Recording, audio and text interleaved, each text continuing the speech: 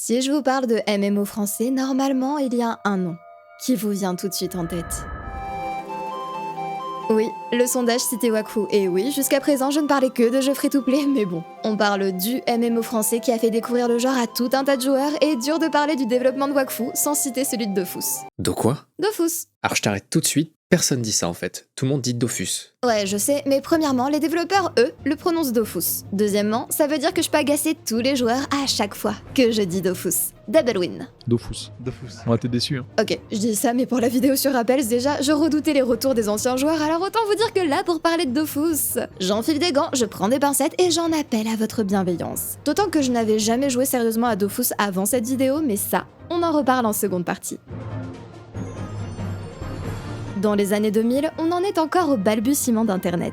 Jeu Online a été créé en 2000 par exemple, et Wikipédia est apparu en 2001. C'est aussi en 2001 qu'Anthony Roux, Camille Schaffer et Emmanuel Darras créent Ankama, une société française donc née à Roubaix. Les entreprises investissent de plus en plus à la toile et il faut des personnes pour créer leur site. C'est là qu'intervient l'agence web Ankama. Un des co-créateurs d'Ankama révélera plus tard que dès la création de l'agence, l'envie de produire des jeux vidéo était présente. On a créé Ankama en mai 2001. Au démarrage, c'était une web agency, mais il y avait dans les statuts création de jeux vidéo. Mais on ne finance pas un jeu par passion. L'agence web aura donc permis de nouer des contacts et financer les autres projets. Pour les plus jeunes d'entre vous, à l'époque on ne jurait que par les jeux navigateurs et ce, grâce à la fabuleuse technologie qu'est Flash. Petite présentation rapide de Flash pour vous illustrer la chose. Si aujourd'hui n'importe qui peut facilement créer un site web à l'apparence assez pro et ludique, en 2000, les technologies n'avaient rien à voir. Intégrer des animations Flash, c'était justement la promesse de rendre votre site plus dynamique et de créer une expérience utilisateur plus interactive. Basiquement, Flash vous affiche des animations et ActionScript, un langage de programmation, permet de capturer les actions utilisateurs pour faire réagir les animations en conséquence. Et pouf, vous avez des jeux vidéo dans votre navigateur. Ça ne sonne peut-être pas comme grand chose pour vous, mais jusqu'à la mort de Flash, les sites de jeux navigateurs pullulaient. Vous aurez du mal à ne connaître personne qui ait passé des heures sur Neopets, Pricey ou encore Club Penguin. Mais bon, Flash, c'était lourd, bourré de vulnérabilité et surtout, ça ne passait pas sur téléphone portable. Donc ça a été enterré en 2021. Mais là n'est pas le sujet. On est en 2001, donc Flash, c'est en vogue et ça tombe bien, puisqu'on a une société française spécialisée dans la création de sites web qui souhaite se lancer dans les jeux vidéo. C'est comme ça que leur premier jeu fou voit le jour. Un jeu Flash sans prétention mais qui a le mérite de lancer la machine. La société continue à développer de petits jeux et surtout, elle commence à intégrer du multijoueur dans ses créations. Naît alors la série des Artislots. Les joueurs aguerris devraient avoir un air de déjà vu. Le projet enfle, le monde s'étoffe et l'univers de Dofus commence à prendre forme. Tout le monde a proposé des noms. Celui qui venait en tête, c'était Sortilège. Sortilège avec un J à la fin. Vous savez quoi? Il y a un intérêt à être patron. Allez vous faire foutre. Donc ça sera pas Sortilège, ça sera Dofus. Dans le trio à l'origine d'Ankama, l'un des membres est un vrai passionné de jeux de rôle, jeux vidéo et jeux plateau. Avec ses connaissances en Heroic Fantasy, il donne le ton et une direction au projet. Mais les autres membres sont aussi des joueurs actifs. Les bases du jeu s'inspirent ainsi de Baldur's Gate, Diablo ou encore Warcraft. À la base, c'était parti pour être un petit jeu PVP façon jeu d'échecs. Il y a alors une volonté de faire un jeu de combat strictement PVP mais qui se fait limiter par la technologie Flash. Les créateurs étaient certes fans de Final Fantasy Tactics, ce qui les a grandement inspirés, mais Flash galérait à afficher beaucoup d'animations en simultané. Comment on résout ce problème?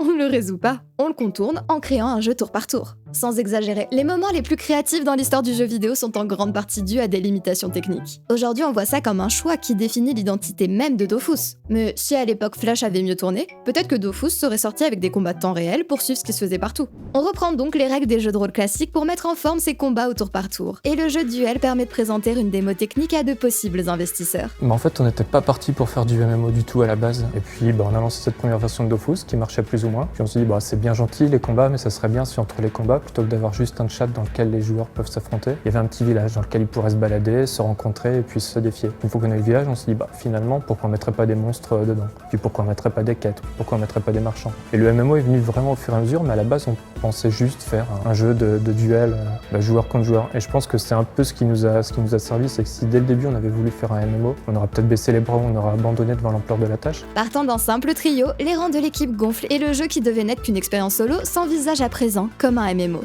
Le 13 septembre 2003, Ankama révèle l'existence du jeu. Il se targue de travailler sur le premier jeu multijoueur développé en Flash MX. 10 classes sont prévues, évoluant dans cet univers permanent. Les joueurs sont incités à rejoindre le jeu dès que possible, puisqu'ici, le but est de retrouver les 6 Dofus, des œufs de dragon au pouvoir prodigieux. À la base, c'est un œuf magique. Le premier joueur à y parvenir gagnera un objet unique, un bâtiment qu'il sera le seul à contrôler, un nouveau costume, de nouveaux pouvoirs ou encore une monture qui lui permettra de se déplacer plus vite.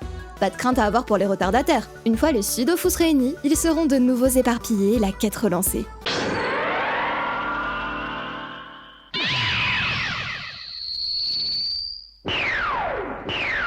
Le 1er octobre 2003, une annonce officielle pour l'ouverture d'une bêta 14 jours plus tard est faite. Ankama disposait déjà d'une petite notoriété puisqu'ils annonçaient 1600 inscrits alors que la bêta ne s'ouvrirait qu'à 500 personnes. Le studio communique du mieux qu'il le peut sur l'existence du jeu en se rendant à divers salons et événements, sans pour autant investir dans des campagnes publicitaires. Ils sont par exemple présents à l'Imagicien de Valenciennes 2003, ce qui incite Thomas, le responsable de la communication chez Dofus, à justifier l'utilisation de Flash sur un forum. Pour lui, elle est motivée par 3 raisons. Premièrement, développer un jeu au sens classique de l'époque est trop coûteux pour le tout jeune studio. Deuxièmement, ils maîtrisent déjà très bien Flash, et ce, certainement grâce à leur activité de développeur web. Troisièmement, Flash permet d'atteindre la quasi-totalité des détenteurs de PC puisqu'il ne nécessite aucune installation supplémentaire sur les postes. Cette technologie apporte tout de même avec elle certains désavantages. Le langage n'est pas compatible avec grand chose d'autre, assez lent et nécessite quantité de RAM. Parler sur des forums, ça a du bon, mais vous savez que j'aime le physique. Et si vous avez vu la vidéo sur le dernier vrai Final Fantasy, vous savez aussi que j'affectionne le magazine Joystick. Eh bien, Dofus à sa première petite section en janvier 2004. Le mois d'après, Dofus a même le droit à sa page dédiée. On n'a pas encore atteint le statut de référence du MMO français, mais on est en bonne voie. Le 22 avril 2004, la bêta s'ouvre à toutes et à tous, annonçant fièrement ses 10 000 joueurs, réunis simplement via du bouche à oreille. En mai 2004, le jeu gagne un prix au Flash Festival. Il est surtout mentionné que Dofus y a gagné le prix du public, avec une majorité quasi absolue alors que le jeu n'est même pas encore sorti. Encore une fois, on y vante son accessibilité et on y fait même une comparaison assez parlante. Dofus n'a besoin que d'environ 7 mégaoctets de données, soit l'équivalent de 2 chansons au format MP3 pour fonctionner. Un MMO entier au poids de 2 chansons. Et dire que maintenant on télécharge plus de 100 gigas par jeu sans sourciller. Mais si le jeu pèse moins de 2 chansons, est-ce que ça signifie qu'il n'y avait pas de musique sur Dofus premier du nom? Guillaume Pladis, l'homme qui a composé les musiques du jeu, répond à cette question. Par contre, pour les contraintes techniques, et ça me fait plaisir de le dire maintenant, sur Dofus, on avait une qualité de compression qui variait entre 8 et une vingtaine de kilos par seconde. C'est pour ça que les musiques dans Dofus avaient une qualité de compression proprement lamentable. Au départ, Dofus, c'était un jeu qui devait peser une vingtaine de mégas. C'était frustrant. Et ça l'est toujours. Comprenez par là que la musique était compressée au point qu'il fallait la composer en le prenant en compte et qu'elle finissait tout de même avec un rendu saturé.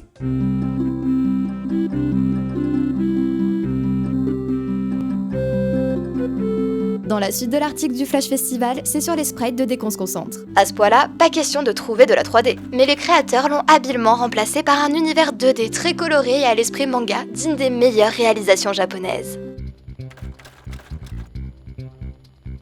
À partir de là, différents sites publient quelques articles sur le jeu avant que la date de sortie officielle ne soit fixée pour l'été 2004.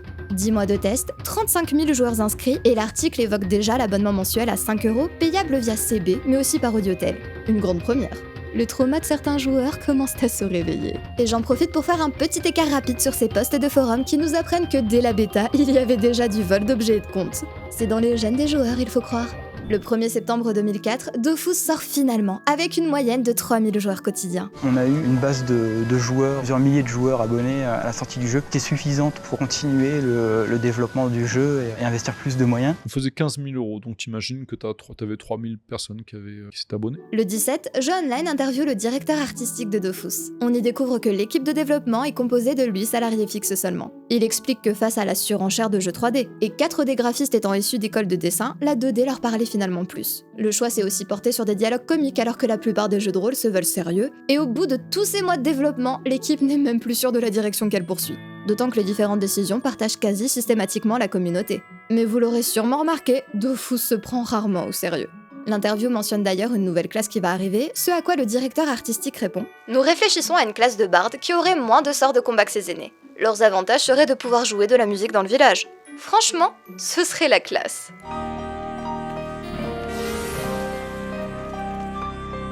On apprend en fin d'interview que Dofus, après 3 semaines d'exploitation, a réuni 2500 abonnés, donc joueurs payants, sans avoir recours à de la pub.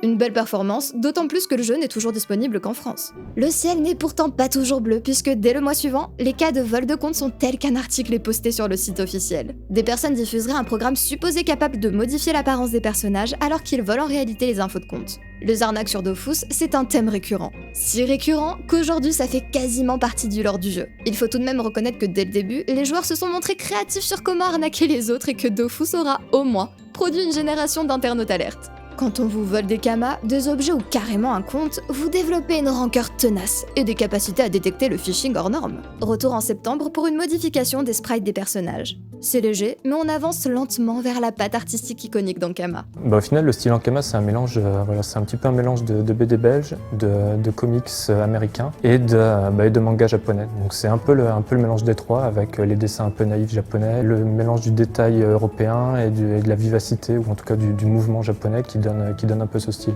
Mais pas le temps de ralentir, puisque dès le mardi 19 juillet, la bêta anglaise du jeu est prévue. Pour l'occasion, on a le droit à des press kits actualisés en anglais, où Ankama affiche fièrement ses 100 000 utilisateurs enregistrés et 15 000 abonnés, se targuant donc déjà de son statut de référence du MMO à la française. Après 2 mois de bêta-test anglaise réunissant pas moins de 80 000 joueurs, la version internationale du jeu est mise en ligne le 1er septembre 2005, pile 1 an après la sortie française. Les anglophones ont droit à leur serveur dédié et le modèle économique reste le même. On a ajouté une semaine d'essai gratuite pour se faire une idée du jeu, après quoi il faudra s'acquitter de l'abonnement mensuel. Mais la vraie bonne surprise le jour de ce lancement anglais, c'est que Macromedia, les créateurs de Flash MX, ont appris l'existence de Dofus et leur ont dédié un article. Le développeur admire l'exploit d'avoir réussi à créer un jeu aussi complexe avec une technologie utilisée habituellement pour des mini-jeux répétitifs, permettant ainsi d'y jouer de n'importe où dans son navigateur. Encore une fois, Ankama n'a pas fait de gigantesques campagnes publicitaires, mais la renommée du jeu continue à s'étendre. Dofus fait même tant parler que France 3, Nord-Pas-de-Calais réalise un reportage. Abonné car accro à ce mélange à cheval entre la BD, le jeu de rôle et la causerie, le chat. Il y a des joueurs qui ont 11 ans qui jouent à Dofus et qui s'y amusent, et puis il y a d'autres joueurs qui ont une 50aine d'années et qui trouvent aussi leur compte, qui s'y amusent également. Les œufs magiques, ça amuse encore les quinquagénaires. Ouais. À cette période, les mises à jour s'enchaînent pour donner toujours plus de contenu à explorer aux joueurs qui rejoignent l'aventure.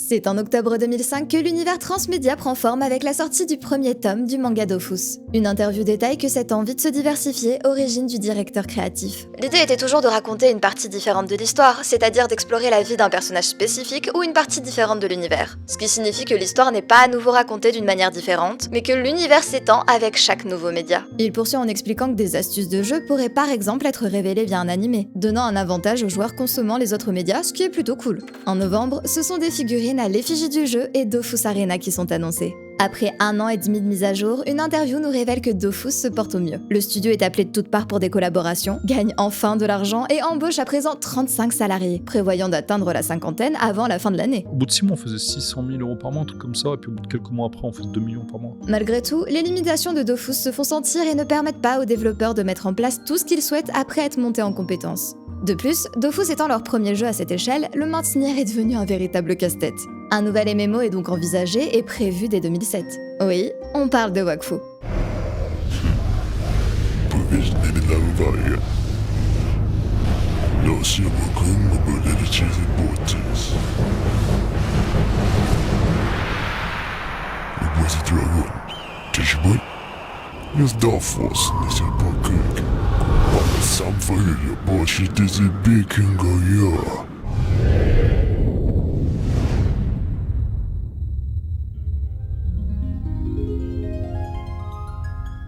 En juillet 2006, le million de joueurs est atteint. On reporte alors plus de 80 000 joueurs abonnés et Ankama reste humble lors des interviews, en reconnaissant que World of Warcraft a démocratisé le genre des MMO, leur permettant au passage de toucher un plus large public.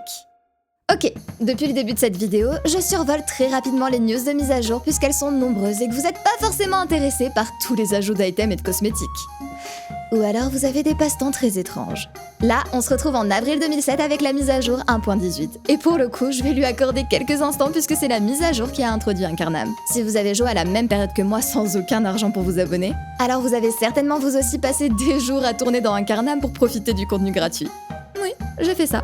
En octobre 2008, Ankama annonce avoir atteint le palier des 10 millions de joueurs. 10 millions, dont 1,5 million sont abonnés. Le jeu est disponible en 10 langues, 150 pays et Wakfu est sur le point de sortir. Belle évolution pour un jeu que certains jugeaient moche face à sa concurrence 3D, et développé à l'origine par tout juste 4 personnes. Novembre 2008, Wakfu est tout juste sorti et Ankama se lance dans...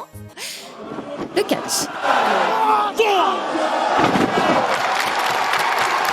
Ils ont fait un show, mais magnifique. Le transmédia, on vous a dit. Une valeur sûre. On va pouvoir bondir jusqu'en 2009. Au cours d'un reportage No Life, le directeur artistique avait teasé une refonte graphique complète de Dofus. Vous vous en doutez, on parle ici de Dofus 2.0. Le but est de réécrire complètement le client du jeu pour offrir de meilleures performances et réaliser une refonte graphique. On augmente la résolution du jeu, c'est-à-dire que les détails sont beaucoup plus visibles, on a beaucoup moins d'effets de pixelisation, donc c'est à la fois à court terme l'occasion d'avoir un jeu beaucoup plus beau, beaucoup plus attrayant, et c'est sur le long terme l'occasion d'avoir un jeu beaucoup plus facile en fait à faire évoluer et à améliorer. De plus, les bots qui hantaient les serveurs et les joueurs devraient à présent être mieux détectés et filtrés. Cette version remasterisée est donc mise en ligne le 2 décembre 2009, comptabilisant ce jour seul un nombre de connexions record d'1 million de joueurs. Et bien voici, vous les avez vus, les serveurs qui gèrent les 25 millions de joueurs qui se rencontrent dans Dofus, dans Wakfu. Un mois plus tard, une session de questions-réponses est organisée pour parler des patchs à venir. C'est bourré de trucs hyper spécifiques à des classes et des gameplays de l'époque. Mais à la fin de l'interview, on demande au lead game designer s'il y a des choses qui le chagrinent dans Dofus, bien que ne pouvant pas être modifiées. Personnellement, j'aurais préféré que la progression des personnages soit plus rapide, que le multicompte soit interdit et impossible. Je relève précisément ce passage puisqu'on y parle du système de multicompte. Un élément de Dofus que j'ai découvert en lançant le jeu et qui me chagrine moi aussi. Mais en parcourant les commentaires, on remarque surtout que la plupart des joueurs sont agacés par le manque de communication récent d'Ankama et l'absence de grosses mises à jour ces dernières années. Le dernier contenu semblable à une extension était l'île d'Otomaï en septembre 2007. Quand je vous ai dit que la 2.0 était sortie en décembre 2009, il s'agissait de nouveaux serveurs dédiés. Les anciens serveurs, eux, attendaient toujours leur migration 6 semaines plus tard. Bon, après, remettons dans le contexte. C'est des joueurs qui se plaignent que leur extension ne sort pas assez vite. Ça ne sort jamais assez vite une nouvelle extension.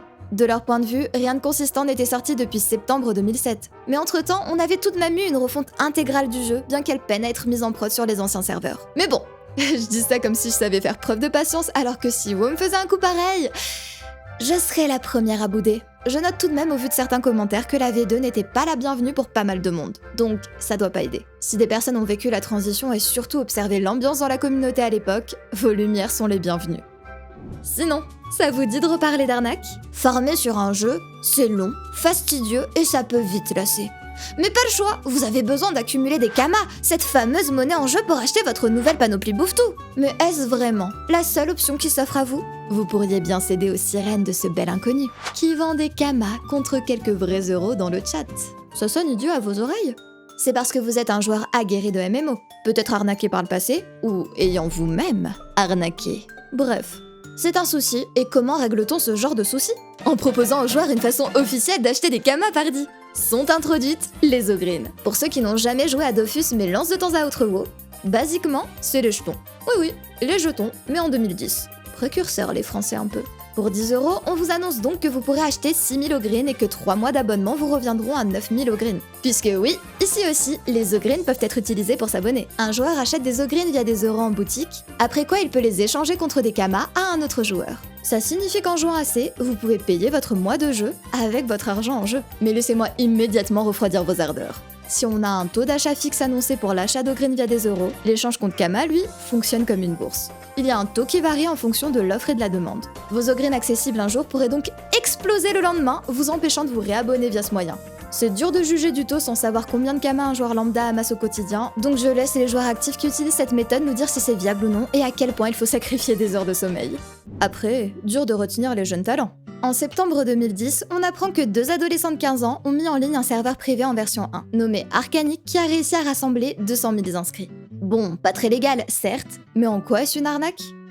Le serveur privé avait a priori une boutique en ligne pas tout à fait légale qui leur a permis d'amasser 80 000 € en 6 mois.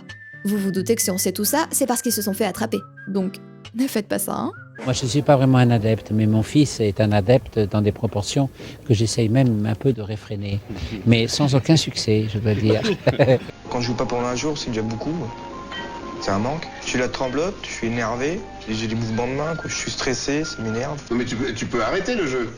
Oui, mais là je peux pas, pas maintenant. Le jeu vidéo tel qu'il existe ici maintenant me fait véritablement penser à ce qui devait exister dans la Silicon Valley il y a une vingtaine d'années. J'ai déjà parlé de multi-compte un peu plus tôt, donc allons-y. Qu'est-ce que le multi-compte ? Il s'agit de jouer soi-même sur plusieurs comptes en simultané pour se passer des autres joueurs. Dofus est un MMO. Comme tout MMO, le contenu y est conçu pour relever des défis en équipe. Sauf qu'une équipe, ça implique d'autres joueurs qui possiblement vont avoir des réactions inattendues, jouer mal, ou tout bonnement être de... sombres individus, dirons-nous pour rester polis. Agacé, vous tentez votre donjon en solo, sauf que non, Dofus est un MMO. Vous avez besoin d'une équipe pour être efficace. Or, il se trouve que l'abonnement à Dofus n'est qu'à 5 € par mois. Je rappelle que la moyenne habituelle, c'est plutôt dans les 13 à 15 €. Donc, qu'est-ce qui vous empêche de payer 4, voire 8 abonnements en simultané ? En plus, le jeu est super léger, donc pas de soucis. Votre PC peut maintenir ses multiples fenêtres ouvertes sans suer. Ajoutez à ça que les combats se réalisent en tour par tour, donc que vous n'aurez pas besoin de vous faire pousser 4 autres paires de bras pour tout gérer. Et voilà, vous avez une communauté qui, fatiguée d'attendre les autres ou soucieux de tout optimiser, s'est habituée au multi-compte. Sauf que bon, un MMO où on ne demande plus du tout d'aide aux autres joueurs et on fait tout en solo avec son armée de comptes, ça devient un jeu solo. Vous avez tout un tas de problèmes qui se mettent en place comme le manque de joueurs pour vous accompagner vous, joueurs monocompte en donjon. Si vous êtes comme moi, habitué à des jeux avec des abonnements plus conséquents, vous trouvez peut-être que ces histoires de comptes multiples, ça sonne affreusement comme des bots. Et en apprenant que des serveurs monocomptes existent, vous vous demandez pourquoi ces limitations n'ont pas été appliquées à tous les serveurs pour ban ces multicomptes qui existent toujours en 2024 ? Excellente question, à laquelle je n'ai pas de vraie réponse. Je peux néanmoins vous donner mon avis de boumeuse aigrie. Certainement qu'à un point, un joueur a voulu s'optimiser. Il avait de quoi se payer de multiples abonnements, faut dire que Dofus n'est pas cher. Il a donc créé son équipe de compte et a montré que la technique était bien plus efficace que de jouer avec d'autres joueurs. Ça s'est répandu, les joueurs gavés de devoir dépendre des autres l'ont imité, et c'est là qu'on est entré dans un cercle vicieux. Plus vous avez de joueurs multi-comptes, moins il y a de joueurs présents pour jouer avec les monocomptes sur du contenu bas niveau. Les monocomptes sont donc plus ou moins forcés d'adopter le multi-compte et le cercle s'alimente ainsi. Ajoutez à ça l'arrivée des Ogrines qui permet d'abonner vos comptes avec des kamas si vous jouez assez, et le multi explose. Me faites pas dire ce que j'ai pas dit. C'est 100% possible de jouer en monocompte sur un serveur qui n'est pas pour autant limité. Juste qu'à force de voir des tutos qui vous présentent le multi-compte comme LA méthode pour monter de niveau et l'absence de joueurs pour vous accompagner bas niveau, c'est facile de craquer. Et surtout, maintenant que vous avez une base de joueurs qui évolue avec du multi-compte depuis 20 ans, je vous mets au défi de leur dire que ah non, maintenant c'est ban. Bisous. Là, vous allez avoir le droit à une révolution. Via mes lunettes de boumeuse aigrie, j'en viens donc à me dire que le problème du multi-compte, c'est la communauté. Lisez des forums sur le sujet et les gens vous diront juste qu'ils en ont marre des autres joueurs qui ne respectent pas leur temps. Et là vous me dites, vous-même agacé, mais alors Isedith, si tu trouves que le multi-compte ça bousille l'aspect MMO, pourquoi tu te contentes pas de jouer sur du serveur monocompte vu que ça existe ? Mais j'y arrive mon petit Kevin, j'y arrive. Cependant, c'est un aspect qu'il faut aborder via les mirettes d'un nouveau joueur. Donc on en reparle en seconde partie. J'ai par la suite demandé son avis à un gros joueur de Dofus et en vrai, j'ai bien identifié pas mal de points. Il a tout de même évoqué du contexte que je n'avais pas. Jusqu'en décembre 2008, une déconnexion signifiait être exclu du combat. Je vous laisse vous rappeler de la fiabilité d'internet à l'époque. Donc oui, ça arrivait pas mal et ça signifiait devoir recommencer le donjon du début. Et surtout, c'était compliqué de faire des donjons. Certains pouvaient prendre des heures et il y avait beaucoup de salles. Tu ajoutes à ça le fait que la commu était assez jeune et c'était fréquent qu'il y ait des AFK déco en plein donjon. Il y avait aussi des classes moins jouées que d'autres, car pas spécialement fun en solo, et qui pourtant étaient importantes dans les combats, comme les zénis et les pandas. En bref, le multi-compte c'était la solution de la facilité. Ankama a tenté de rendre le jeu plus accessible, avec des solutions qu'on verra plus tard, mais... Malgré tout, le multi est resté très ancré, par habitude et surtout par facilité. Ça va plus vite, t'es plus autonome. Par ailleurs, la commu est vieillissante et peine à se renouveler. Donc ça risque pas de s'arranger. Les gens ont moins le temps pour jouer qu'avant, et donc quand ils se connectent, ils aspirent à faire des choses, pas à galérer à trouver des gens. En avril 2010, on a enfin des dates officielles pour la migration des serveurs V1 vers la version 2.0 de Dofus. Comme vous vous en doutez, puisque la migration aura pris 5 mois, ce changement de version s'est pas mal fait dans la douleur. Déjà, je vous rappelle qu'un des points forts de Dofus était de pouvoir le lancer sur n'importe quel vieux PC. La 2.0 inquiétait pas mal vis-à-vis de son optimisation plutôt bancale, et les premiers serveurs en V2 ont révélé pléthore de bugs, que l'équipe d'Ankama s'est appliquée à patcher en priorité. Il est excellent graphiquement, mais par contre, il faut un PC un peu mieux. Mais tout ça n'arrange pas nos affaires, puisque ce que les joueurs veulent, c'est du nouveau contenu et pas de simples patchs. Ne craignez rien. L'Ankama Convention numéro 5 est là pour remettre des étoiles dans vos yeux. Vous vous souvenez de Dofus Arena annoncé en 2005 ? Il sort officiellement en juin 2010. Ici, le but est de se concentrer uniquement sur les combats au tour par tour de Dofus. Là, normalement, tous ceux qui me disent que la phase de leveling sur un MMO c'est chiant et inutile ont l'eau à la bouche. J'étouffe vos espoirs de suite.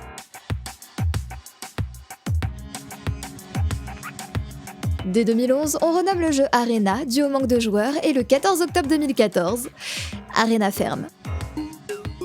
À croire que l'univers qui entoure le endgame sur un MMO, ça peut être pertinent. Ankama s'est beaucoup diversifié, pourtant, le stand Dofus reste le plus fréquenté. Il est d'ailleurs révélé au cours de la convention que la base de joueurs s'élève à présent à 30 millions de joueurs inscrits, avec des pics de joueurs simultanés atteignant les 250 000. Ce qui, nous sommes d'accord, ne signifie pas grand chose puisque ça compte toutes les personnes sans abonnement se baladant à Incarnam et Astrub. Ouais, à l'époque, descendre d'Incarnam c'était un aller simple. Sombre époque. On avait beaucoup de joueurs qui se mettaient d'accord pour nous boycotter. Mais non, après on s'en est vite remis. On a battu nos records de connexion, je crois que notre pic ultime c'était 200 000 joueurs en simultané. Tu vois le délire. En revanche, on apprend aussi que 3,5 millions de joueurs payent l'abonnement mensuel. Abonnement à 5 €, je le rappelle. Dofus génère donc par ses abonnements seuls environ 17,5 millions d'euros par mois. Plutôt vertigineux. J'en profite pour survoler une interview réalisée quelques mois plus tôt qui révèle le pourcentage de joueurs par pays. Nous avons donc l'Europe avec 70% de la communauté, l'Amérique du Nord à 15% et l'Amérique du Sud à 15% également. Cette année, Dofus doit d'ailleurs s'exporter au Japon pour s'attaquer au marché asiatique. Mais je vous avais promis des étoiles. Ces étoiles viennent de la fameuse extension Free-Ghost, enfin testable sur les stands. Je prends le temps de noter cette extension puisqu'elle était tant attendue. Et qu'à en voir les vidéos de youtubeurs spécialisés Dofus qui inondent à présent ma page d'accueil, je crois comprendre que c'est l'extension préférée de beaucoup d'entre vous. Par un beau jour d'automne, un étrange parfum de rébellion flottait sur l'île de Free-Ghost. Ce qu'elle a fait, elle a confié au compte à rebours une puissante relique, le Dofus des glaces. Le 22 juin 2010, le dernier serveur V1 est enfin migré sur Dofus 2.0. Ouais, c'était toujours pas fini. Bon, plus croustillant, le 25 juin 2010, l'extension Free-Ghost est finalement en ligne.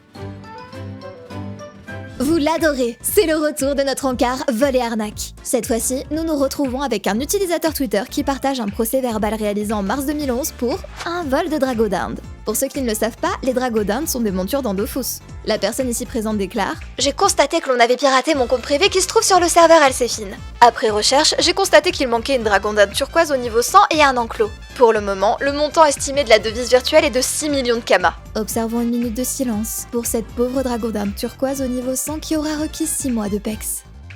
Mais mars n'est pas seulement le mois des vols, puisqu'une grande révolution débarque sur le jeu. Actuellement, un échec en donjon est sanctionné de 3 façons. La perte de temps pour revenir jusqu'au donjon et recommencer entièrement, la perte de points d'énergie, la perte d'une clé de donjon. Le système actuel incite les joueurs à ne prendre aucun risque, à ne tenter des donjons qu'en étant persuadés de pouvoir gagner car les sanctions sont trop dissuasives. Pour rendre les joueurs un peu plus téméraires, une sauvegarde dans la progression du donjon aura lieu. Comprenez par là que jusqu'à présent, il vous fallait crafter une clé pour pénétrer dans un donjon. À l'entrée dans l'instance, la clé est utilisée et en cas de mort, vous perdez en énergie et vous devez aussi refaire une nouvelle clé pour retenter l'aventure. Avec le nouveau système, vous utilisez toujours votre clé pour entrer dans un nouveau donjon, mais en cas d'échec sur un combat, il est à présent possible de re-rentrer sans utiliser de clé supplémentaire et de reprendre à la salle où vous aviez échoué. Un combat raté n'est donc plus synonyme d'une soirée gâchée, poussant les joueurs à tenter plus. En juin 2011, grande nouveauté pour les joueurs de Dofus. Le jeu s'équipe d'un système de recherche de groupe. Plus besoin d'hurler en boucle dans le chat à la recherche de coéquipiers pour un donjon précis. Cette fenêtre vous permet de sélectionner les donjons auxquels vous avez accès et posséder des clés. Autant vous dire que tous les joueurs se réjouissent en commentaire de voir cette fonctionnalité si attendue finalement pointer le bout de son nez. Même si certains se lamentent déjà d'une perte de l'aspect social du jeu. Juillet 2011, Vulcania est mise en ligne.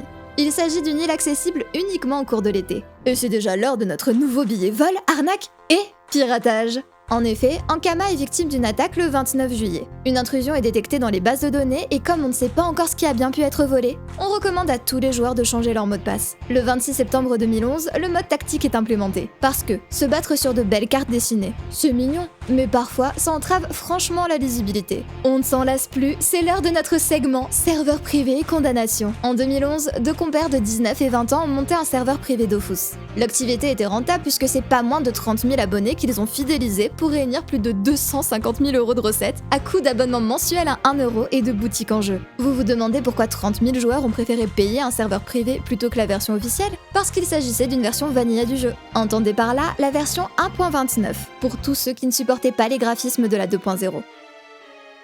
Ankama estime alors le préjudice à 1 400 000 €. Dans ce genre de cas, on s'imagine souvent que les accusés prendront une petite tape sur les doigts et un « recommencez plus s'il vous plaît ». Pas de chance. Ils ont dû payer 200 000 € de dommages et intérêts, en plus de 18 mois avec sursis pour l'un et 8 mois pour l'autre. Bon, ne paniquez pas trop pour Ankama, il se porte très bien. Fin décembre 2011, on a le droit à un communiqué officiel pour se féliciter d'une année excellente pour Dofus. Ainsi, Ankama parle de sa meilleure année en termes de fréquentation et partage quelques chiffres. Au cours de l'année, au moins 2,5 millions de joueurs se sont connectés au jeu chaque mois. Sur les 50 millions de comptes créés depuis le lancement du jeu en 2004, 10 millions l'ont été en 2011. En septembre 2010, on avait eu le droit au second épisode de Free Ghost. Depuis, les joueurs ne cessent de demander une date de sortie pour le troisième et dernier épisode. Or, Ankama préfère mettre un stop en le justifiant par un nombre de joueurs ayant vaincu les boss du second épisode trop faible. Vous entendez ça, les joueurs Dofus? C'est votre faute si les extensions s'enchaînent pas. Pas foutu de vaincre quelques créatures et ça vient réclamer la suite. Nous ne pouvons pas nous contenter de cette situation où seulement 16% des joueurs les plus puissants du jeu viennent à bout du dernier donjon, alors que celui-ci n'a pas vocation à rester éternellement un contenu élitiste. Il est donc décidé de rendre le second épisode plus accessible et des discussions s'amorcent pour aider à la progression des monocomptes qui peinent à grouper. Scrollons jusqu'aux commentaires puisque ça nous donne une idée de la communauté de l'époque. Au milieu des personnes qui trouvent effectivement que le pourcentage est faible, on en a d'autres qui se sentent lésés d'être privés de mise à jour à cause de la communauté casu. Les gens qui gèrent tous les donjons payent et s'ennuient littéralement à force de renouveler les donjons qui sont de plus en plus simples. Faut voir le skill des gens qui passent pas les donjons avec une team qui le leur permet. C'est pareil pour tout le monde, alors faut arrêter de râler si on s'investit pas assez. On peut pas prétendre à passer tous les donjons en jouant 1 heure par mois. De plus, si les monocomptes trouvent pas la situation à leur avantage, qu'est-ce qui vous empêche de faire une team? Beaucoup admettent aussi que le système de recherche de groupe est un échec, ce qui n'aide pas. Il était très peu utilisé par la communauté, car ne permettant pas d'appliquer de filtre sur ses recherches, et aujourd'hui encore, on attend qu'il soit réintroduit. On a donc d'un côté les monocomptes, incapables de progresser même s'ils le veulent, et de l'autre les multis qui leur crachent dessus en disant qu'ils n'ont qu'à faire comme les autres et jouer multi. Ce que j'ai du mal à comprendre en tant que non-joueuse, c'est pourquoi le contenu endgame est si compliqué. Février 2012, Dofus introduit un concept que j'aime beaucoup. Pour encourager les joueurs à tester plusieurs classes sur les mêmes comptes et à arpenter à nouveau le vieux contenu, un système de boost d'XP est mis en place. Mais ça n'a rien à voir avec les buffs qu'on met aux nouveaux joueurs pour les presser au endgame sur certains jeux. En gros, si vous avez un personnage niveau 30 et que vous en créez un nouveau sur le même compte et même serveur, le nouveau personnage aura un boost d'XP x2 jusqu'au niveau 30. En plus, ça se cumule jusqu'à un boost x4 si vous avez 3 personnages de niveau supérieur sur le compte. J'adore cette idée. Quand on a déjà pris le temps d'explorer un jeu une fois. On a souvent envie de tester d'autres classes, mais on perd la motivation en repensant aux heures de farm qui nous attendent à nouveau. Là, c'est une excellente excuse pour tester tout un tas de personnages différents. Sur un post de juin 2012, on a le point de vue d'Ankama sur l'inaccessibilité des donjons. La difficulté à créer une équipe de 8 personnages disponibles reste un des facteurs les plus nuisibles à l'accessibilité des donjons. C'est également ce qui les rend généralement trop pénibles. Les combats avec 8 véritables joueurs ont tendance à s'éterniser et manquer cruellement de rythme. Et ce qui pousse les joueurs à se rabattre vers l'utilisation de plusieurs comptes simultanément pour contourner ces problèmes. Sont alors introduits les donjons modulaires. Si jusqu'à présent tous les donjons étaient pensés pour une progression par équipe de 8, les groupes de monstres s'adapteront à présent à la taille des équipes, variant de 4 à 8. Rendre les donjons accessibles à des équipes plus diverses, c'est toujours apprécié. De plus, ça permet de rendre moins attrayant le loot des donjons bas niveau pour les joueurs haut niveau qui les farmaient jusqu'alors, sans pour autant participer à la vie multijoueur du jeu. Décembre 2012, on introduit les succès d'un Dofus. Il devient enfin un MMO digne de ce nom. Oui, j'ai des critères très précis. Sur Dofus, ils ne sont pas uniquement là pour que vous puissiez flex cette action très précise que vous avez réussi à effectuer dans un volcan en éruption. Non, ils servent aussi de moyens de progression alternatifs. Réussir un succès, c'est gagner expérience et Kama. Vous avez donc tout intérêt à essayer d'en achever un maximum au cours de votre progression, quitte à faire une petite pause métier après votre donjon ou bien un détour entre 2 quêtes. Pour faire les comptes en mars 2013, on a le droit à de jolis graphes. Je suis gâtée. Par exemple là, c'est la répartition des joueurs qui ont débuté les quêtes en Free Ghost. 1 an après les premiers relevés, on a déjà une nette amélioration des joueurs qui s'attaquent au contenu le plus récent.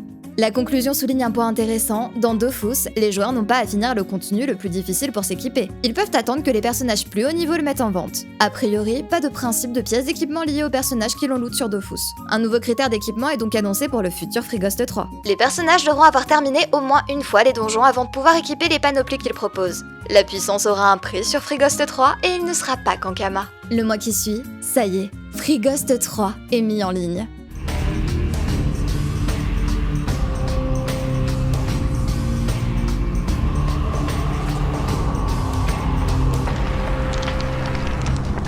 On n'arrête pas l'ajout de contenu avec la nouvelle zone, l'île de Carton-Pâte en septembre, suivie par la base abyssale en octobre. Mais ces zones restent du contenu mineur, très loin d'une extension telle que Free-Ghost. En novembre, on a un ajout nettement plus intéressant, les Multiman. Un nouveau système de compagnons permet de contrôler un personnage supplémentaire en combat. Les compagnons sont moins puissants que de véritables personnages, ils sont destinés à varier les combats et à apporter une aide supplémentaire pour les joueurs qui rencontrent des difficultés à compléter ou former une équipe.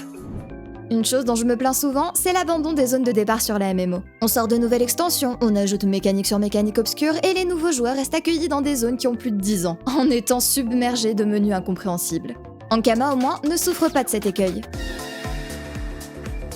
Mais 2015, Incarnam est retravaillé pour proposer une quête tutoriel mieux guidée, ainsi qu'un environnement et les monstres qui vont avec, correspondant mieux au lore du coin. C'est peut-être un détail pour les vieux joueurs, mais pour de nouveaux arrivants, ça peut clairement inciter à poursuivre l'aventure. En novembre 2015, on pourra noter la sortie en salle du film Dofus. Partir d'une agence web pour développer un MMO dont beaucoup doutaient du succès et en arriver à diffuser l'avant-première de son film, dans un festival international du film, on se doit de saluer la performance. Fini les enfantillages, Baccarat. C'est l'heure de vérité.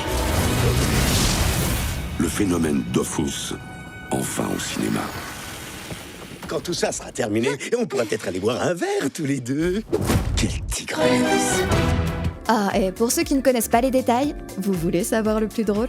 La série Wakfu et le film Dofus sont en partie animés via Flash. Nous, on fait l'animation Flash, c'est une des étapes d'animation. Les mecs ont maîtrisé une techno dans un contexte qui n'avait rien à voir pour un taf peu gratifiant, et depuis ils l'utilisent pour absolument tout. Je suis sidérée. À chaque nouveau projet, ça lâche des... Ah, et comme on avait la flemme et que le reste avait l'air relou, on a mixé du Flash dedans. Bon, c'est plutôt cool. C'est nous qui avons fait ça. Et oui, c'est nous qui avons fait ça. En décembre 2015, on a le droit à un petit ajout sympa. Les Havres-Sacs. Comprenez par là une zone qui vous est instanciée, que vous pourrez personnaliser à votre convenance. Vous vous dites peut-être que c'est bien beau tout ça, mais où sont passées les grosses mises à jour promettant aventures trépidantes et nouveaux contenus excitants? J'ai de quoi vous rassasier en mai 2016, avec les Abysses de Suffokia. Une nouvelle extension qui offre cette fois-ci un contenu aquatique. J'aurais dû cette partie après mes sessions de jeu. Mais comment ça, en tant que bas niveau, je peux aller me promener sous l'eau? Pour l'anecdote, c'est aussi sur cette mage que l'XP nécessaire pour passer du 199 à 200 a été divisé par 2. Avant cette mage, pour passer du niveau 199 à 200, il fallait l'équivalent en XP du niveau 1 à 199. Si vous voulez un peu changer d'air, Dofus Touch sort le 9 juin 2016 sur Android. Bon, si, pouvoir jouer dehors, c'est un argument. En revanche, si c'est un portage du jeu PC, les serveurs sont complètement différents. Pour ceux qui espéraient donc farmer des ressources sur son compte principal pendant les trajets en bus, c'est raté. De plus, Dofus Touch a fini par avoir sa propre équipe de développement et donc les contenus diffèrent de ceux proposés sur la version PC à présent. De toute manière, vous n'avez pas de temps à perdre avec ce portage d'un jeu sur lequel vous avez déjà des milliers d'heures puisqu'on parle déjà de Dofus 3. Là où Dofus 2.0 était une refonte de la version 1, Dofus 3 sera un jeu à part, nous dit-on. Mais bon, les projets chez Ankama, c'est pas ce qui manque. Décembre 2016, on a Cross Maga, un jeu style Tower Defense avec de la collection de cartes. Je vous avais pas parlé de Quan ou même d'Abraka en 2016. Si on remonte jusqu'à 2011, on avait Boof Ball, mais il a fermé en 2014. Et il y a pas mal de jeux mobiles, au moins édités par Ankama, listés sur la page Wikipédia. Chez Ankama, on aime bien toucher à tout. Mais la volonté de changer est peut-être encouragée par le déclin de Dofus. On est en 2017, le jeu a plus de 10 ans et les MMO ont déjà bien perdu en prestige. Je pense donc que personne n'est surpris quand une fusion de serveurs est annoncée, dans l'optique de garder suffisamment de joueurs sur chaque serveur.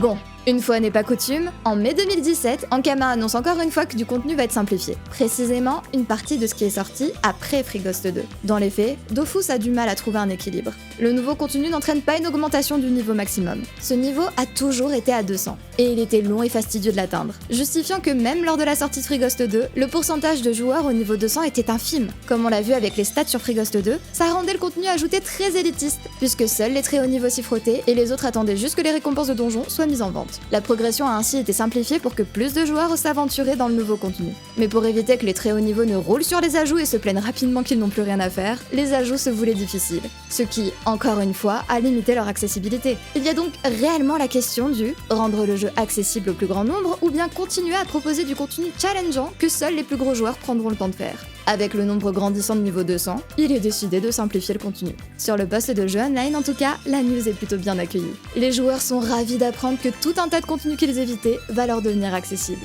leur proposant pléthore de nouvelles expériences soudainement.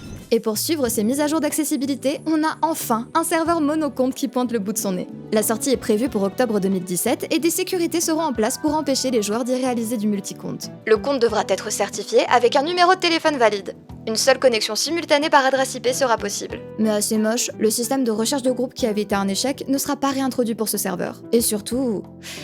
c'est affreusement tardif quoi. Les joueurs monocomptes subissent les multis depuis le lancement du jeu. Dofus a perdu en vitesse depuis un petit moment. Donc beaucoup ont juste abandonné le jeu et regrettent que le serveur n'ait pas vu le jour quelques années plus tôt. Mais mieux vaut tard que jamais. Enfin, jusqu'à ce qu'en 2018, on annonce la fusion des serveurs monocomptes. Beaucoup ont été ouverts lors de l'afflux de joueurs voulant les tester. Se sont rapidement vidés et un serveur qui se vide rend le jeu monocompte laborieux et pousse les joueurs à l'abandonner. D'autant plus qu'avant la fusion, une migration de serveurs gratuite a été proposée. Donc pas mal ont choisi de repasser leurs personnages sur des serveurs classiques. Couplé à ça, la frustration pour certains de devoir reroll dans des classes qui ne les intéressent pas, puisque leur classe de cœur n'est pas voulue en donjon et les gens trouvent le multicompte de plus en plus tentant. Et je pense que ce problème est contagieux. À mon avis, beaucoup de joueurs ne voulaient pas forcément jouer Kraenu, mais voyant qu'avec leur propre classe, il était compliqué de trouver un groupe pour jouer, ils se sont mis à jouer Kraenu pour pouvoir suivre le mouvement du serveur. Ce que j'ai un peu fait, je l'avoue, dans le but de rattraper les levels de ma guilde et de pouvoir jouer avec eux. Ils m'accompagnaient déjà avant, mais maintenant je peux taper du contenu de leur niveau. C'était le but de mon reroll. Mais c'est malheureux de devoir reroll en une classe qu'on n'apprécie pas, pour pouvoir monter plus rapidement en niveau. Lié à ça, d'autres problèmes assez basiques liés à la restriction via IP. Exemple, je joue à Dofus avec mon coloc. On veut tous les deux embarquer dans l'aventure monocompte, sauf que, raté vu qu'on a la même IP. Pour ceux qui ont déjà jeté l'éponge sur Dofus, Dofus 3 donne de ses nouvelles en se rebaptisant Dofus Cube. Le but est de développer un jeu jouable sur PC et mobile. Et oui, si vous êtes à jour sur vos sorties Ankama, vous aurez compris que Dofus 3 n'est autre que Wakfu Heroes, finalement renommé en Waven.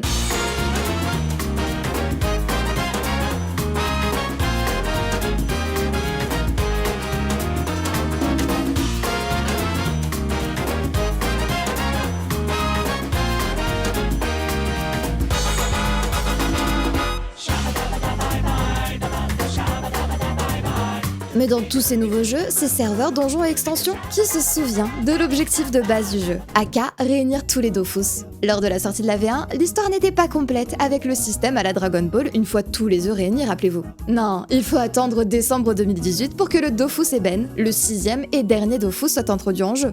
Ouais, ils se sont légèrement fait désirer. Mais ce n'est pas parce que les joueurs ont enfin en leur possession tous les fameux œufs magiques, Un œuf magique. que Dofus touche à sa fin. En avril 2019, l'Héliocalypse débarque et sera le thème principal pour les 3 ans à venir. Pour ces 15 ans, Dofus annonce aussi la sortie de Dofus Retro, histoire de pouvoir replonger légalement dans la 1.29. Si on fait partie de l'éternelle équipe, c'était mieux avant. Cette version a le droit à de petites mises à jour, tout en s'interdisant de l'équilibrage de classe par exemple, pour ne pas dénaturer l'expérience authentique. Ok. C'est bien beau tout ça, mais où sont les chiffres ? Plus les MMO perdent en vitesse et plus leurs éditeurs sont frileux en partage de données concrètes. Côté Ankama, on est loin d'être timide, et ça me plaît bien. On avait donc 620 000 joueurs actifs sur Dofus, au cours de septembre 2019. On rappelle que Dofus est toujours un jeu à abonnement, et que joueur actif n'est pas égal à abonné, hein. Dofus Touch, lui, réunissait 270 000 joueurs. Dofus Retro, arrivé le 24 septembre, compte lui-même 320 000 joueurs actifs, attirant même 70 000 tout nouveaux joueurs sur Dofus PC. On fait plus de chiffre d'affaires sur le Retro que sur Wakfu. Ah ouais. Info assez négligeable mais que je trouve cool, Ankama est même entré en contact avec un joueur qui proposait des mods appréciés par la communauté pour les intégrer officiellement au jeu. À présent, il est même le chargé de projet sur Dofus Retro. J'adore quand les éditeurs mettent en valeur le travail des fans.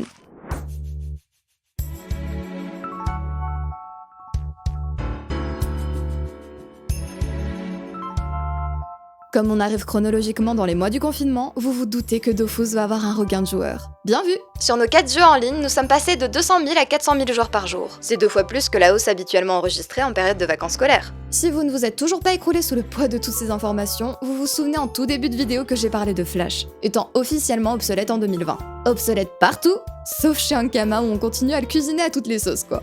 Mais ça y est, il est temps de se détacher de cette technologie ancestrale qui a participé à la renommée du titre. Il est temps de mettre Adobe Flash, R et ActionScript 3 au placard, et d'ouvrir grand les portes à...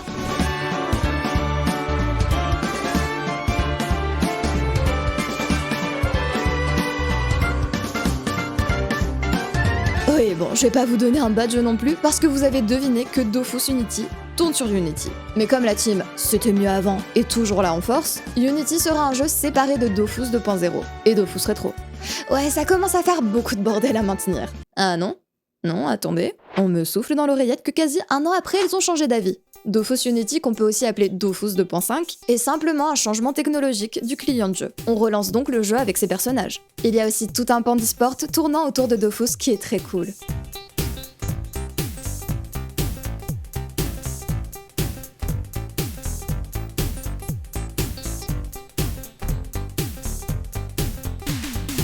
Mais ce script m'effraie déjà de par sa longueur, donc notons juste qu'il y a eu plusieurs tournois officiels et qu'on aime ça. Il semble assez évident que l'âge d'or de Dofus est passé. Mais comme l'âge d'or des MMO de façon générale s'est achevé depuis longtemps aussi. Ce que je trouve assez admirable d'un point de vue externe, c'est que plutôt que de se concentrer sur de l'ajout de contenu, Ankama aura tout de même tenu à régulièrement retravailler ses anciennes zones. Lors du passage à la 2.0, c'est 30% des joueurs qui ont déserté les serveurs. C'est là que t'as arrêté le jeu, comme 30% de notre communauté. C'était énorme. 30%, c'est juste monstrueux, et ça suffit à semer le doute. Pourtant... Au bout de 6-8 mois, on avait dépassé nos plus gros pics de la 1.29. Et c'est normal, ça fait 10 ans qu'ils jouent au truc, qu'ils sont habitués et qu'ils connaissent le truc dans le moindre détail, tu vois. Tu leur dis, tiens, ça c'est mort, maintenant tu vas jouer à ça. Et foutez-moi quoi les gars, c'est pas mon jeu ça. C'est pas le truc avec lequel j'ai grandi, tu vois. Donc oui, décider de retravailler le vieux contenu, d'un point de vue marketing, ça vaut pas grand chose. Ça fait rager la team du « c'était mieux avant ». Et c'est infiniment moins vendeur qu'annoncer sortir du nouveau contenu endgame. Tu commences à avoir une communauté qui fait que je changeais un sort d'un personnage, je recevais 200 mails d'insultes. Il est important pour assurer la pérennité d'un jeu, surtout lorsqu'il a 15 ans, de s'autoriser à faire évoluer progressivement la direction artistique pour qu'elle reste moderne, malgré le temps qui passe. Un aspect que je n'avais pas non plus compris de prime abord, c'est que le niveau maximum n'a pas évolué au fil des ans. Atteindre le niveau 200, c'était, et ça demeure pour un nouveau venu, un exploit. Au début du jeu, c'était très dur d'up 200, oui. Je dirais que ça allait rester jusque dans les années 2010, avec l'arrivée de Frigos dont les donjons donnaient pas mal d'XP. L'avantage, c'est que c'est un niveau qui nous mettait des étoiles dans les yeux, c'était une sorte de but ultime. Les niveaux 200 avant 2010, c'était les idoles des autres joueurs. On les screenait. Oui, j'ai gardé des screens de mecs niveau 200 que je prenais en screen tellement j'étais impressionnée. On leur envoyait des messages, on les défiait pour qu'ils nous montrent leur doppel. On leur demandait de nous montrer leur aura. Mais ce qui en découle, c'est que lors d'ajouts de contenu, il y en a adressé au niveau 200, mais l'écrasante majorité est accessible bien avant. Moi qui passe mon temps à rabâcher que non, un bon MMO, c'est un MMO qui donne envie de s'investir dans sa phase de leveling. Ça me fait plaisir de constater que Dofus est loin d'appliquer la règle du « tu ne t'amuses que lorsque tu atteins le endgame ». Le jeu semble néanmoins avoir toute sa vie souffert d'un équilibrage aléatoire côté difficulté. Et toutes les annonces d'update se voient analyser en commentaire en quoi les multicomptes vont être avantagés, les monocomptes lésés ou inversement. Ça transforme un peu le jeu en solo, oui, mais pas totalement. Les joueurs multicomptes vont quand même avoir obligatoirement des interactions avec les autres, des besoins d'artisans, métiers, des vendeurs, des acheteurs ou autres. Bref, le jeu peut pas être 100% solo. Il y a aussi des serveurs temporaires nommés les temporis. Des serveurs éphémères qui ouvrent pendant 2 mois avec des règles et concepts inédits, et progressions simplifiées adaptées au format temporaire, qui sont systématiquement monocomptes. Pourtant, ils fonctionnent très bien, même auprès des joueurs habituellement multicomptes, car c'est des serveurs avec pas mal de hype et donc beaucoup de monde. T'as aucun mal à trouver des gens avec qui jouer, peu importe l'activité. C'est assez représentatif du fait que, quand il n'y a pas de mal à trouver des camarades de jeu, les joueurs ne sont pas frustrés de jouer en mono. Si vous êtes un habitué de mes vidéos, vous savez que je m'abreuve de dramas bien placés et de scandales. Alors, qu'est-ce qu'on arrive à creuser côté Dofus? Le studio est dans l'ensemble très peu passé du mauvais côté de la presse. Ça reste la réussite à la française après tout, donc peu s'y risque. Ce qu'on note, c'est des soucis de management qui leur ont valu des procès, un peu de mauvaise pub et surtout, pas mal de retours salés d'ex-employés. Abordons d'abord les sujets qui me font tiquer personnellement, mais que beaucoup ziotent avant de lâcher un... Ouais bah c'est Dofus quoi. On a parlé de l'humour du jeu qui a fait sa renommée, et il faut bien noter que l'industrie du jeu vidéo, tout comme celle de l'informatique d'ailleurs, est en majorité composée d'hommes. Ainsi, je pense n'étonner personne en annonçant que ça vire souvent vers de la bofferie plus ou moins assumée. Vous retrouverez donc des jeux de mots et des références visuelles aux couilles et au pénis parce que bon, voilà, fallait que ça arrive, faut croire. Le grand tapis rouge sur lequel vous êtes confortablement installé, savez-vous ce que c'est en réalité? Ce tapis rouge n'est autre que la peau de mes roubignoles. 15 mètres carrés. Et je vais le prouver, attention, ça va secouer. Mais de temps à autre, vous aurez des blagues légèrement plus osées. Mars 2014, le vol MH370 disparaît avec ses 239 passagers. On ne retrouve aucune trace de l'appareil, mais de grandes procédures de recherche sont enclenchées et vous vous imaginez bien que les familles se doutent au bout de quelques jours qu'on ne retrouvera plus leurs proches en vie, mais continuent de chercher des réponses. Eh bien, 2 semaines plus tard, Dofus fait une blague à ce sujet. Ok, là on rentre dans le... À partir de quand est-ce que c'est ok d'en rire? Même si 2 semaines pour moi, ça semble affreusement court. Ensuite, ce qu'il faut noter, c'est qu'Ankama c'est avant tout une boîte établie par des passionnés. Ok, passez en mode RP un peu. Votre passion, c'est la création artistique ou encore le dev. Vous risquez toutes vos économies pour donner vie à votre projet. Et c'est fou, mais ça fonctionne. Sauf que ça fonctionne si bien que du jour au lendemain, vous êtes à la tête d'une entreprise qu'il faut diriger. Les compétences nécessaires au développement d'un jeu et celles à la gestion d'une entreprise générant des millions chaque année ne sont pas vraiment les mêmes. Mais ce jeu, c'est votre bébé. Vous y avez mis vos heures, le privilégiant même face à votre vie de famille par moment, et vous vous refusez à céder les rênes. Après avoir regardé pas mal d'interviews, c'est ce qui en ressort surtout. Quand on regarde les reviews de l'entreprise laissées par d'ex-employés, ça critique surtout la gestion des projets. Beaucoup arpentent le site d'offres d'Ankama et sont perplexes devant le nombre d'offres pour des stages. Et quand on met ça en parallèle avec une interview plus récente... Ouais, il fallait embaucher vite. Il y avait beaucoup aussi les copains des copains, beaucoup de réseautage. On a quand même un stagiaire qui est passé DAF de la boîte, une stagiaire qui est passée directrice ressources humaines de la boîte, un mec qui avait peu d'expérience qui est passé directeur juridique. Faut être vraiment con quand même, non? Quand t'as pas de thune, tu prends des stagiaires, tu les formes, puis quand on a un qui te plaît, tu lui proposes un taf dans la foulée. Et donc c'est vrai que nous, sur notre jeu, c'était quasiment... Il y avait aucun senior. Mais avec la niaque, on allait au charbon. Ça sent donc fort le projet entre potes qui a trop vite évolué, mais sans pour autant embaucher de personnes expérimentées au management. Parce que oui, les managers c'est souvent vu comme des gratte-papier pas forcément utiles, mais quand tu gères une grosse entreprise, c'est tout de même nécessaire. Je travaille moi-même dans le secteur de l'informatique, donc laissez-moi vous donner mon point de vue. Il y a un truc très idiot qui se produit quasi systématiquement. Quand un employé est là depuis longtemps, plutôt que l'augmenter et le laisser à son poste, on l'oblige à devenir le chef de l'équipe. Toi, petit dev passionné de code, tu te retrouves donc forcé au rôle de manager ou bien à trouver une autre entreprise. Et souvent à ce poste, on ne te demande plus de coder mais de gérer des équipes, des plannings et des budgets. Rien à voir avec ton emploi de base. À vouloir toujours former de nouveaux jeunes employés et les faire évoluer au sein de l'entreprise, tu dois forcément combler les postes avec des seniors à un moment ou à un autre. Sauf que, premièrement, ça coûte cher, et secondement, ça implique de donner beaucoup de pouvoir sur ton œuvre à des inconnus. En plus c'est vrai, j'ai du mal à lâcher le pouvoir en fait. Prendre de la distance, mais je peux pas le faire. T'as donc la partie gestion qui part en sucette, mais à ça, il faut associer l'esprit startup. Ankama, ça a été fondé par une bande de potes. Et de base, ça a embauché via les recommandations d'amis. Autant vous dire que l'ambiance devait être assez... lycée, études sup. Et que ce qui passe pour ta bande d'amis va être sacrément gênant pour de nouveaux employés qui vous connaissent pas. Si les employés étaient sereins à l'idée de faire des blagues aussi beauf en jeu, j'ose pas trop imaginer l'ambiance dans les locaux. En fait, ce qui est compliqué, c'est qu'on a monté la boîte avec des copains. Et on a toujours eu une ambiance un peu copain, à faire les coups ensemble, partir en vacances ensemble. Donc on te dit, bah t'as des chouchous. Forcément, c'est eux qui évoluent plus vite, c'est eux qui sont mieux payés, c'est eux qui s'y. La plupart du temps, c'est faux, mais il y a des fois, c'est vrai. Dans les projets, dans les reproches, quand j'ai quelqu'un qui attaque Ankama par exemple, j'ai l'impression qu'on m'attaque moi. Tu saupoudres le tout par un « Ouais mais regarde, tu bosses pour Ankama quoi !» T'imagines un peu le poids sur un CV? Et ça peut très vite inciter des gens à supporter le climat qu'ils subissent. Donc oui, ça semble être des soucis qu'on peut retrouver dans la plupart des boîtes de l'industrie. Ne me lancez même pas sur les délires qu'on a déjà eu chez Blizzard ou Ubisoft. Mais il y a un petit truc en plus chez Ankama. Comme je l'ai dit, les créateurs ils y tiennent à leur création. Et le directeur artistique /PDG par exemple avait son propre blog sur lequel il répondait directement aux détracteurs. Si on a des services de com spécialisés, c'est pour ce genre de situation. Par exemple, quand certains ex-employés ont remonté leur malaise, répondre par « Il y a des ports depuis toujours, l'humanité est ainsi faite. Ce qui a changé, ce sont les vautours, et merci à Internet, merci à l'ultra-connexion, car les vautours peuvent en faire maintenant des gros titres et nous assommer avec. » Alors, oui, il y a des cas de sexisme partout et depuis longtemps, ok, mais dire que c'est comme ça et donc que ceux qui en parlent sont des vautours, en vrai, si.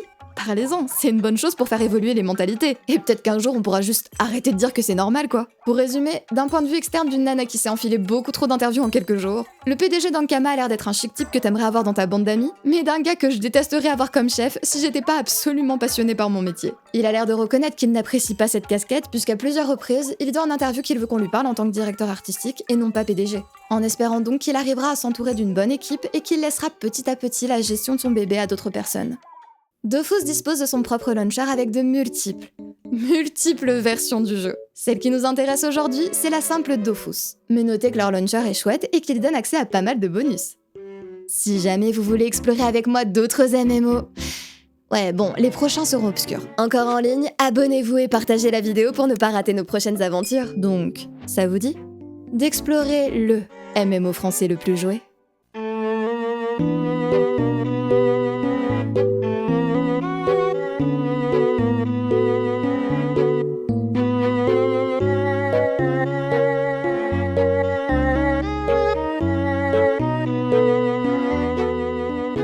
Bon, vous vous en doutez sûrement, mais étant donné qu'Ankama adore étendre son univers au travers de différents médias, le lore initié par Dofus est très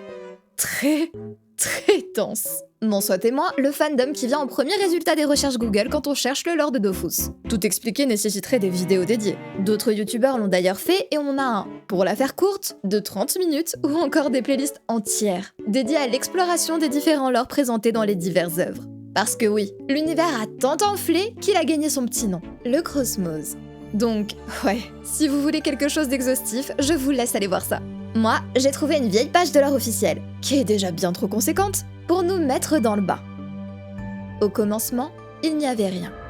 Puis, surgirent les deux énergies créatrices de toutes choses. Le Wakfu, incarné par la grande déesse, et la Stasis, incarné par le grand dragon. De leur amour naquit le Cosmos. Un neuf univers peuplé de différentes dimensions, de galaxies, de planètes. La déesse Héliatrope, incarnation du Wakfu, renouvela ses avances au grand dragon et de leur danse furent créés 6 Dofus, donnant naissance aux 6 premiers Héliatropes. Premier peuple civilisé du Cosmos, ils sont pourtant contraints de fuir suite à une guerre initiée par les méchasmes, des créatures robotiques venues d'ailleurs. Leur exode les mène au futur monde des 12. Les combats ne s'atténuent pas pour autant et la mère des Héliatropes finit par annihiler toute âme sur la planète. Les 10 premiers dieux insufflent alors à nouveau la vie sur ces terres. Les âmes venues d'Incarnam finissent par s'incarner dans le plan matériel, devenant les premiers aventuriers de ces lieux. Soucieux de rendre harmonieux leur nouveau monde, les dieux s'emploient à la création de 6 Dofus. Battant à l'unisson, ils répandent l'harmonie dans le monde des 10. Le dieu Xelor crée une horloge pour quantifier le temps et ça y est, nous voici en l'an 0. Mais suite au subterfuge d'un démon, l'équilibre est rompu lors de la naissance d'un 7e Dofus, qui ne s'accorde pas au rythme des autres. Les déesses des Sacrieurs et des Pandawa ne tardent pas à rejoindre l'Inglorium aux côtés des autres dieux, transformant ce monde en monde des 12. C'est scandaleusement raccourci, mais vous avez l'idée générale, et si vous en voulez plus, de jeux, livres, films et séries vous attendent. Attention, les joueurs et ex-joueurs de Dofus, ça va être à vous. Je ne vais faire qu'explorer les premières heures de jeu en totale découverte. Donc, je vous laisse vendre le reste du contenu. À vous de présenter les moments les plus emblématiques que vous avez vécus, vos meilleures anecdotes, les bons conseils que vous auriez aimé avoir à vos débuts et les trucs chiants à éviter. Ou pourquoi ne pas laisser votre vieux nom de personnage et celui de votre guilde. Le monde des MMO est parfois étonnamment petit.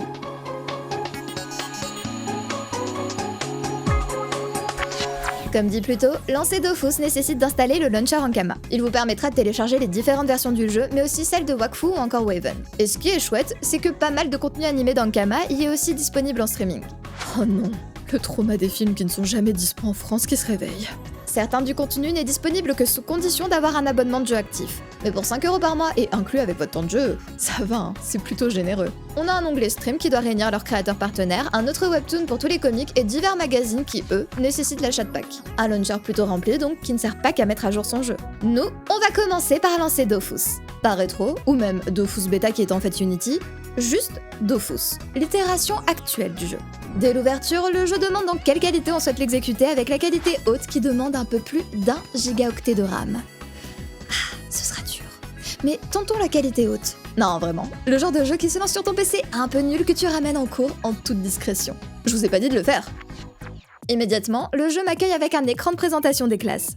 On a son apparence à droite, de quoi se faire rapidement une idée de son gameplay à gauche, ainsi qu'une indication sur la difficulté à la jouer. J'aime quand les MMO mettent des graphes ou ce genre d'indication pour aider un nouveau joueur à choisir sa première classe. Bien plus parlant qu'une simple liste de tous ses sorts. Sur Dofus, vous avez l'habituelle trinité tank, heal, DPS, mais on a aussi des trucs bien plus exotiques qui peuvent prendre au dépourvu les joueurs d'autres MMO. On a donc le rôle d'amélioration qui augmente les chances d'effectuer un coup critique, les dommages et la portée. Celui d'entrave qui retire des points de mouvement, d'action, de la portée et qui peut repousser ses adversaires. La protection, c'est pour booster la défense de ses alliés et réduire les attaques ennemies, ce qui diffère du rôle de tank qui est là pour maintenir au contact les ennemis. Le placement est là pour attirer et repousser les cibles ou encore échanger la position de personnage. Et l'invocation... c'est des personnages qui peuvent invoquer des trucs. Logique, sachant qu'une même classe a plusieurs rôles. La classe Kra, qui est assez connue par exemple, est donc un DPS mais a aussi un rôle d'entrave et d'amélioration. Les Osamoda, ce sont des heals capables d'invoquer des créatures telles que de mignons petits tofu. Devinez quelle classe bébé Izedit jouait à l'époque? La personnalisation de son avatar est somme toute assez simple. Ce qui prime sur Dofus, c'est la tenue que vous lui équiperez. Vous pouvez tout de même choisir entre 4 coupes et un visage neutre ou bien giga super énervé, puis modifier la palette de couleurs à loisir. Si vous n'avez pas d'inspiration, choisissez des couleurs et un nom aléatoire. Et nous voici plongés dans l'univers de Dofus. Bienvenue, jeune âme. Bienvenue dans le monde des 12. Un monde paisible, sous la protection des 12 dieux. Une terre de légende, où règne la magie des Dofus. 6 œufs de dragon, symbole de puissance et porteur d'espoir. Jusqu'à ce jour terrible où ils furent dérobés. Depuis, l'harmonie est perturbée et les et monstres se déchaînent. Le temps est venu. Ta destinée te mène à Incarnam. Découvre le monde, trouve de précieux alliés. Retrouve les Dofus, deviens un héros et entre dans la légende.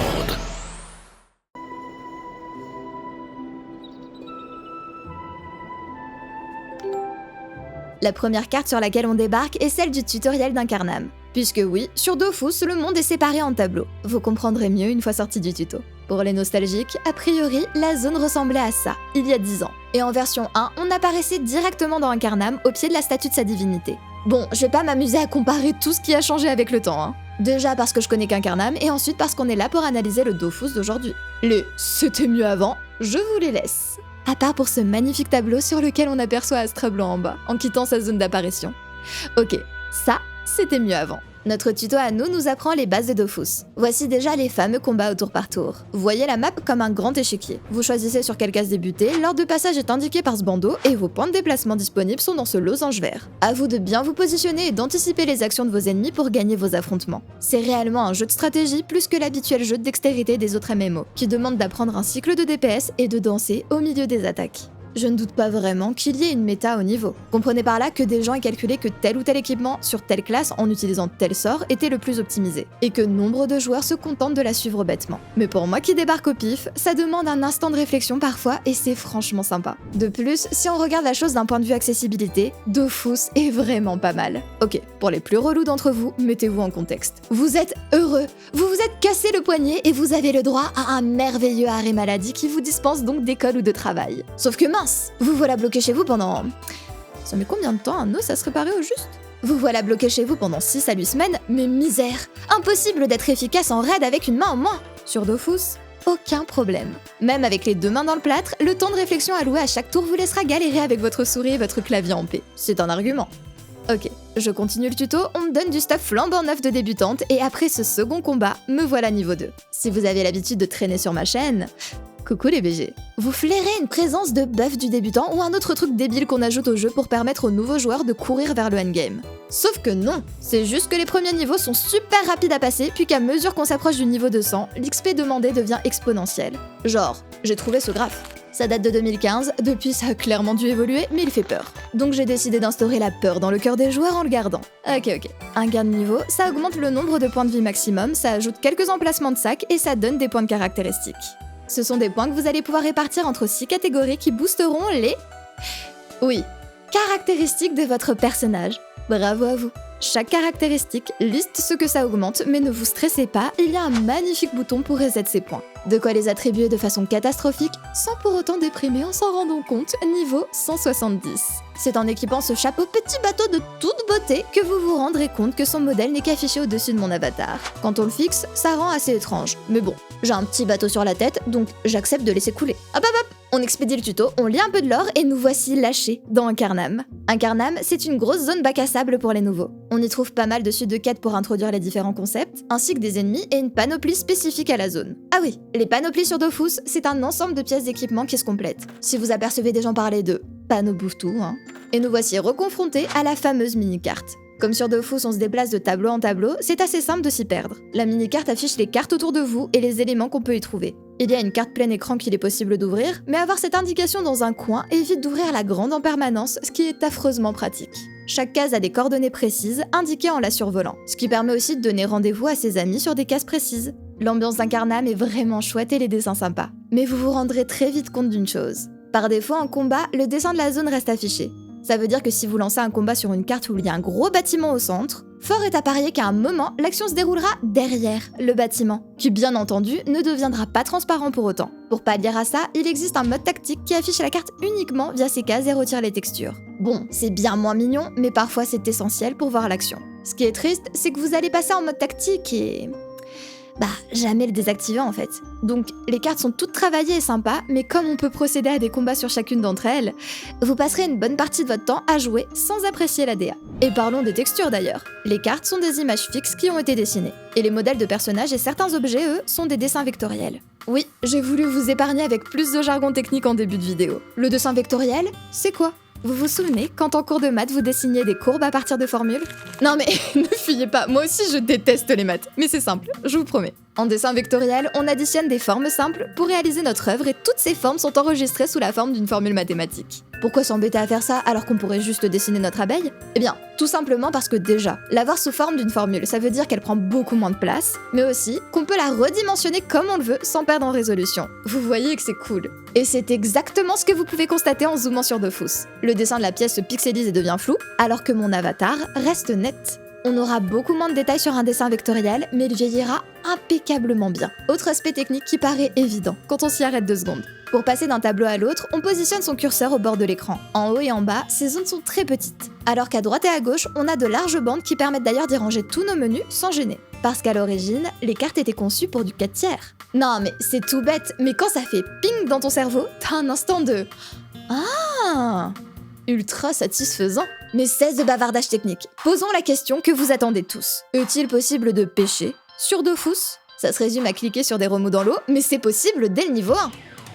Incroyable, mais vrai. Sur Dofus, on a accès à pas mal de métiers et ils sont tous réalisables sur le même personnage. En revanche, monter de niveau est extrêmement long. Par réflexe, j'ai interagi avec tout ce que je croisais pour monter mes compétences de récolte, et pourtant, je ne suis pas arrivée bien loin. Additionné au fait que les ressources soient partagées avec tous les joueurs du serveur, vous allez tourner longtemps sur certaines cartes à la recherche du seul type d'arbre que vous avez le niveau d'abattre. Un point où Dofus brille particulièrement, c'est dans ses textes. Oui, vous allez avoir des trucs beaufs plus ou moins subtils, donc faut en être conscient quand vous y allez, mais je rappelle que nous, habituellement, on se farcit forcément des traductions. Je pense ne surprendre personne en disant que de base, les grosses entreprises pensent global, avec des textes assez aseptisés. Passez-les en plus dans la moulinette d'une traduction pas toujours assez payée pour prendre le temps de réellement localiser, et vous avez des textes justes, mais aucune pincée d'épices. Parce que oui, il y a traduction et traduction. Je peux passer un dialogue anglais dans la moulinette d'un site comme Google Trad, et de nos jours, il y a fort à parier qu'il sortira sans trop de fautes. En revanche, s'il y avait des jeux de mots ou ne serait-ce qu'un feeling que vous souhaitez faire ressortir dans la façon de s'exprimer du personnage, fort est à parier que la nuance s'est faite bouffer par le robot et que le jeu de mots s'est fait cracher tel quel et donc est incompréhensible en français. Du coup,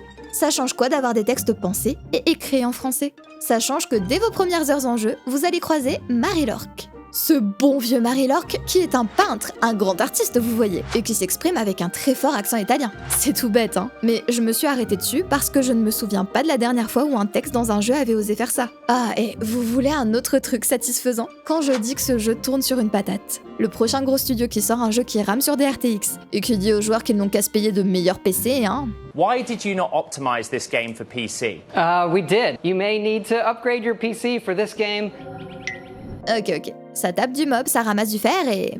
Attendez, pourquoi je suis un dragon ? Oui, bon, fallait s'y attendre, mais Dofus, ça a changé depuis mes années collège. Comme je l'ai mentionné plus tôt, j'ai déjà joué à ce jeu. Bon, jamais mes parents n'auraient payé un abonnement, donc je me suis contentée de la zone de départ qui est gratuite. Si vous n'êtes pas de ma génération, il faut bien comprendre que pendant mes années collège, tout le monde jouait à Dofus. C'est là que je vais passer pour une grand-mère, mais les réseaux sociaux n'étaient pas encore aussi répandus et on était loin d'avoir SMS illimité sur nos forfaits. Du coup, t'avais le choix entre appeler sur le fixe de tes potes, vu que l'appel de fixe à fixe était gratuit, chatter avec eux sur MSN ou lier ça à une activité fun en lançant un jeu comme Dofus. Non, vraiment, j'en reviens toujours pas en y repensant d'à quel point même des gens qui ne jouaient pas vraiment à des jeux vidéo se connectaient à Dofus pour chill dans Astrub. J'ai dû passer un certain temps à reroll pour taper du mob dans un Incarnam et explorer la ville jusqu'à découvrir que les free-to-play existaient. Du coup, j'ai des souvenirs un peu aléatoires du jeu qui ressurgissent et clairement, ma classe Mimi invocatrice de petits poussins ne se transformait pas en dragon. Je n'arrête pas de le répéter, mais Dofus est un jeu stratégique. Passez votre souris sur une de vos compétences vous balance tout un tas de stats à la figure en plus de devoir prendre en compte des effets élémentaires. En débutant, vous allez profiter du fait que survoler un ennemi avec une compétence vous affiche les dégâts estimés. Testez un peu les différents sorts qu'on vous a donnés, voir ce qu'ils font et puis...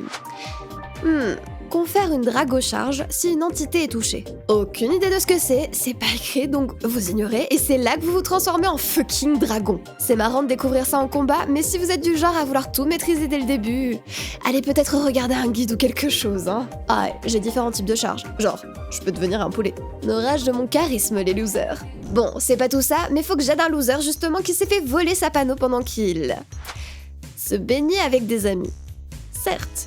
Donc, il faut que j'aille voir à l'atelier des tailleurs s'ils n'ont pas de vieux t-shirts qui traînent. Voilà ce qui arrive quand on n'a aucun goût et que l'on se pavane devant les jeunes filles. En revanche, il est hors de question qu'Incarnam se transforme en camp de naturiste libidineux. Quand je vous dis qu'un texte est créé à l'origine en français, ça change tout. Ça continue à courir à droite à gauche et là, on me parle d'un donjon. Mais bien sûr que l'idiote que je suis va foncer la tête la première dedans, voir à quoi ça ressemble. Ah, niveau 31 tout de même. Il y a moyen de sortir? Non? Bon bah... Là, j'étais un peu dépitée, mais miracle, 2 autres joueurs rejoignent le combat. Quand on débute un affrontement sur Dofus, on apparaît comme une épée cliquable sur la carte tant qu'on n'a pas fini la phase de préparation. N'importe qui peut donc vous rejoindre et ça tombe bien, puisque les donjons ne sont pas des zones instanciées. Un aventurier qui passait par là peut donc décider de vous tendre une main secourable. Du coup, avec l'aide de mes meilleurs amis, on s'en sort, mais je me retrouve seule face au combat suivant que j'arrive tout de même à passer. Idem pour le 3e et le 4e, ce qui commençait à booster dangereusement mon ego. Mais ne vous inquiétez pas, le boss de donjon m'a mis une violente gifle pour me ramener à la réalité. Mais ce n'est pas grave. J'avais appris et grandi au cours de ce donjon. Tant grandi même que j'avais atteint le niveau 10 et que pour m'accueillir dans la douloureuse vie d'adulte, le jeu m'a mise en garde contre les arnaques. Quand je vous dis que c'est dans l'ADN de Dofus. Vous passez niveau 10, bam.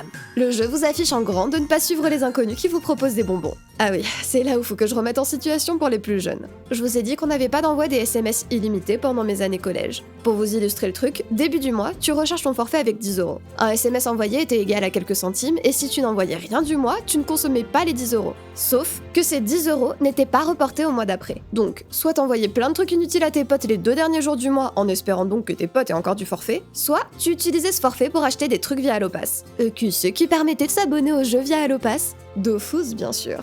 Tu appelais donc un service surfacturé qui te donnait un code à utiliser pour t'abonner. Sauf que des petits malins mettaient en place des arnaques autour de ça, en promettant l'échange d'un code contre des trucs en jeu. C'est pour réduire ce phénomène que les ogrines ont été introduits. Mais des générations d'ados se sont endurcis en se faisant arnaquer jusque-là. Oh, pardon, j'ai oublié de fermer MSN. Pour accompagner les premiers pas d'Aqua sur Dofus, je décide de profiter du boost d'XP en refaisant un personnage.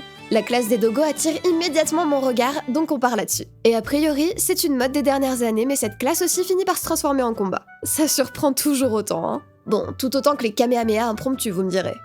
Ouais, il reste un PV. Ça passe. Oui, ah oui, bah là. Pourquoi il a fait ça? Pourquoi j'ai fait moins 1.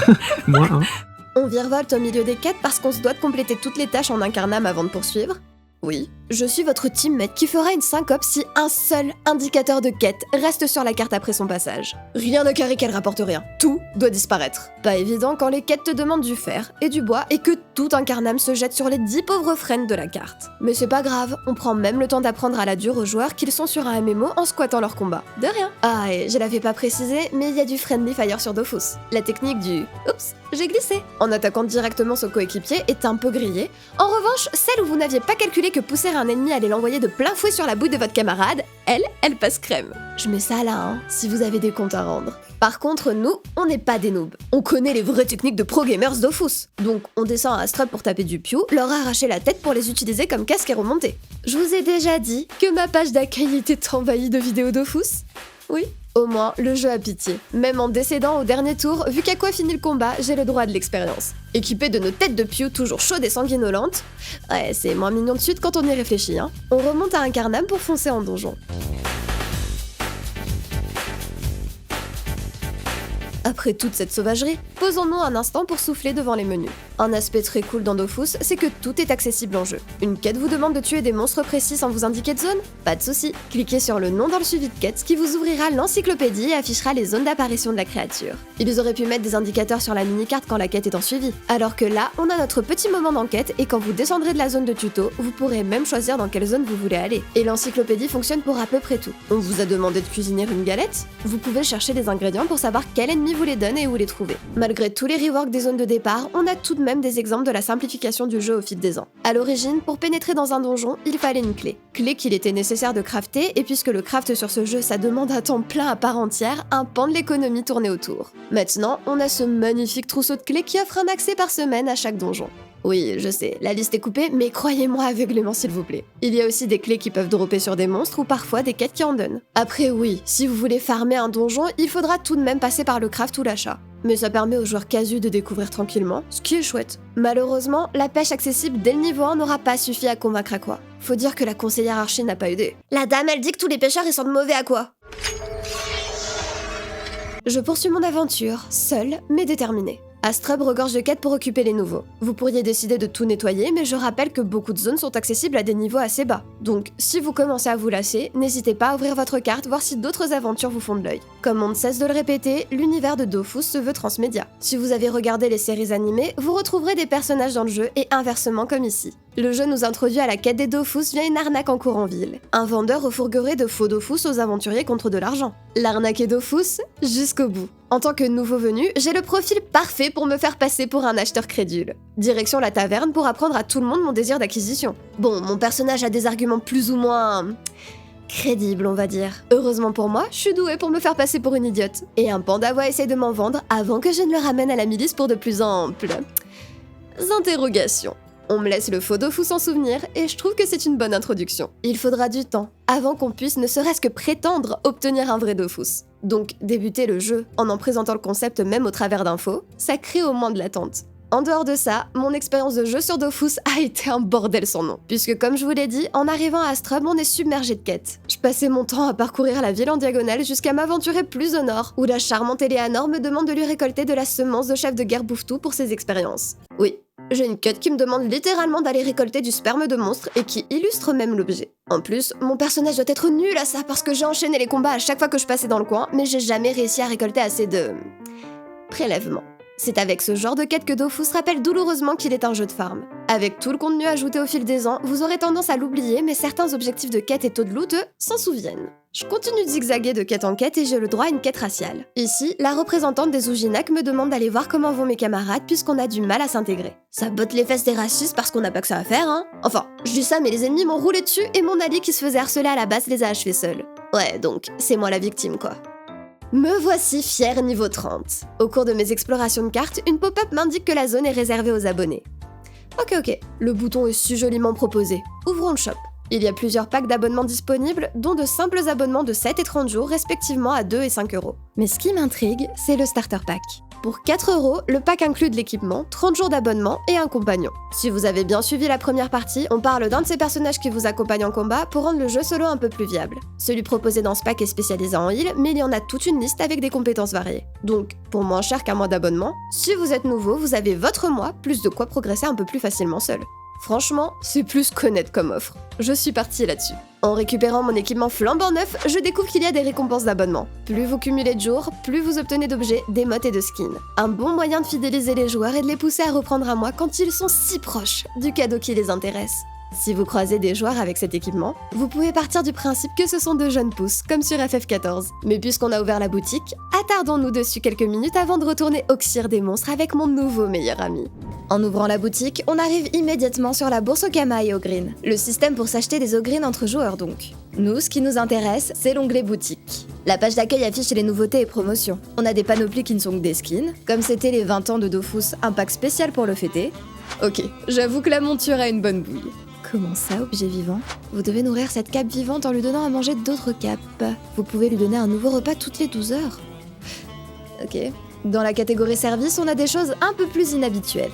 Il y a par exemple une potion pour que sa monture puisse se rendre seule aux destinations souhaitées. Ah bah, cliquer sur chaque bord de carte, c'est laborieux, hein. Il y a tous les habituels changements de sexe, classe, visage, les compagnons qui en vrai ne sont pas si chers vu que ça vous permet de simuler plus ou moins du multicompte sans avoir à les abonner. On n'en a pas vraiment parlé puisque ça ne m'a pas été présenté, mais il y a aussi des packs pour redécorer sa maison. Et tout un tas de packs de familiers et de montures ainsi que de skins bien entendu. Outre les objets vivants, il y a d'autres catégories que j'ai dû googler pour être sûr de les comprendre. Les attitudes sont des émotes. Vous en avez quelques-unes par défaut et il faut acheter ou gagner en jeu les autres. Par défaut, on a par exemple l'attitude s'asseoir, puisque oui mesdames et messieurs, c'est un jeu où on récupère plus vite sa vie en étant assis. On a la catégorie coup fatal dont je soupçonne mon Kamehameha d'en être un. A priori ce sont des animations qui peuvent se déclencher en fin de combat. Tout pour le flex donc.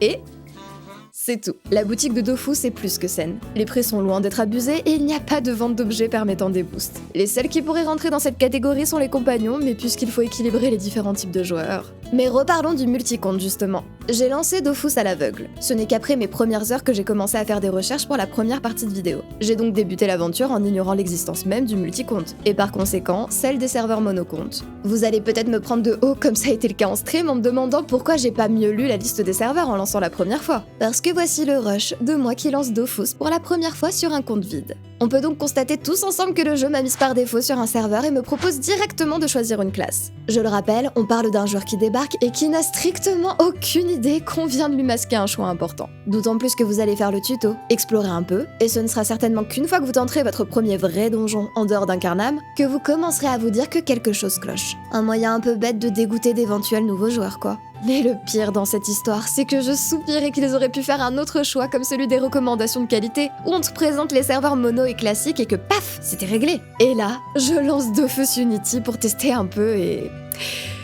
c'est l'écran d'accueil sur Unity. En survolant le bandeau du monocompte, il y a même une description et on vous indique si vous devez ajouter votre numéro de téléphone. Moi j'ai foiré mes premiers personnages que clairement, j'ai aucune envie de me lancer dans du multicompte. Mais au moins, les nouveaux joueurs à l'avenir seront avertis. Dans les médias, la moi triste sur un serveur multi est abonné. Je peux donc m'éloigner d'Astrub et accepter encore plus de quêtes. Telles que celle-ci par exemple, qui dure une année entière. Ah bah faut donner envie de se connecter quotidiennement sur un MMO, c'est la base. Comme je ne suis plus vraiment seule, je me lance dans le donjon bouffe-tout avec mon meilleur nouveau pote.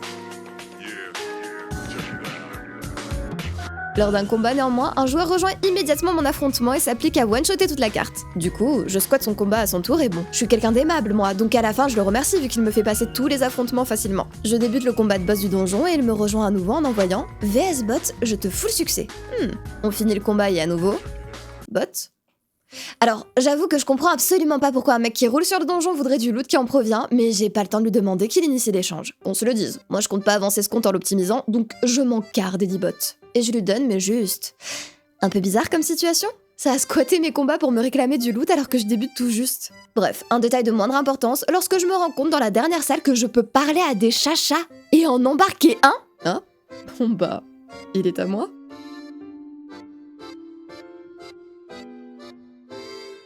Souvenez-vous, il n'y a pas d'outil de recherche de groupe sur Dofus. Fut un lointain temps, on en a testé un, mais comme peu de monde s'en est servi, il a été supprimé. Pour avoir une équipe de donjon, il faut donc spammer le chat en espérant que quelqu'un se motive ou juste entrer de force dans les combats des autres. Figurez-vous que j'ai trouvé une interview de 2019 qui évoque cette fameuse recherche. Et écoutez un peu comme le lead game designer justifie son absence. L'outil de recherche est quelque chose qui tue l'aspect social. En effet, beaucoup de joueurs disent que cela permet de mettre en relation facilement, etc. Et c'est l'impression que ça donne puisqu'en effet, on voit du monde donc ça aide potentiellement pour faire des donjons, etc. Mais à côté de ça, ça affaiblit l'aspect social du jeu puisque les joueurs n'échangent plus entre eux et passent par des automatisations. Également, ces joueurs vont souvent rejoindre le groupe, faire le donjon sans échanger entre eux et donc potentiellement rendre l'expérience désagréable pour de multiples raisons. Expériences de jeu différentes, des propos de tenue qui sont violents.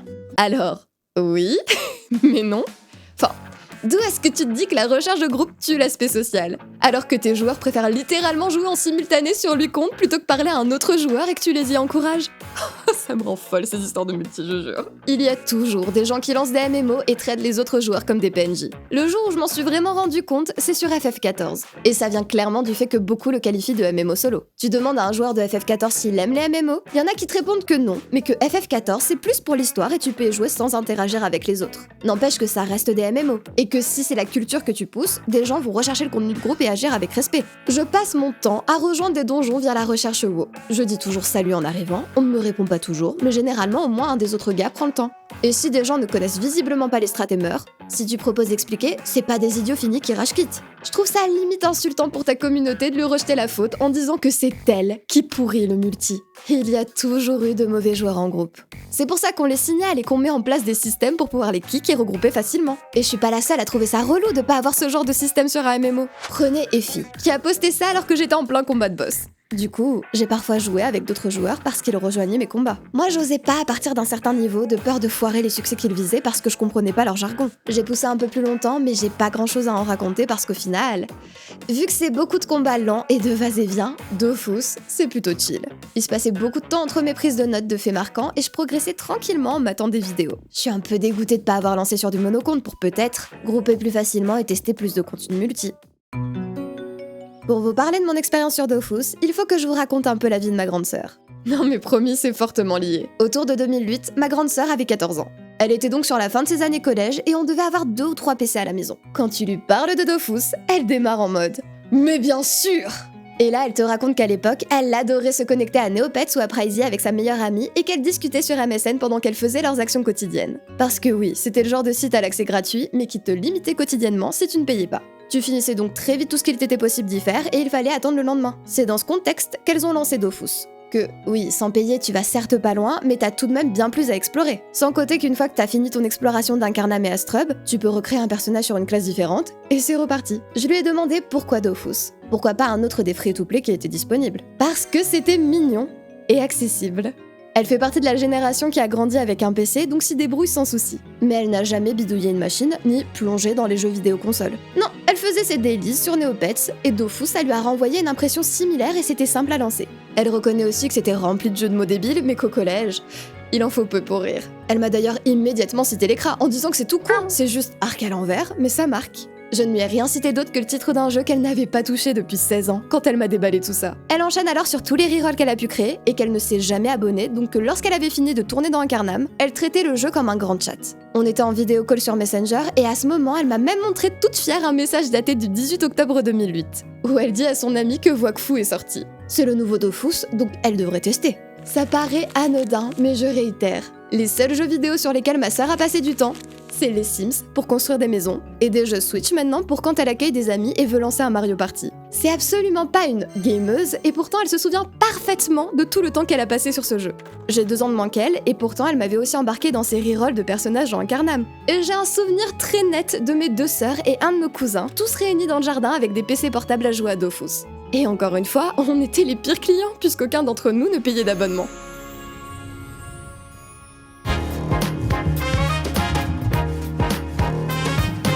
J'ai beaucoup vu passer d'interviews où les créateurs disent que Dofus a fonctionné parce qu'avant d'être un jeu, c'était un réseau social. Est-ce que le jeu a fonctionné parce que les réseaux n'étaient pas encore développés à l'époque? Est-ce que vous aussi vous tourniez dans Incarnam en papotant avec vos amis?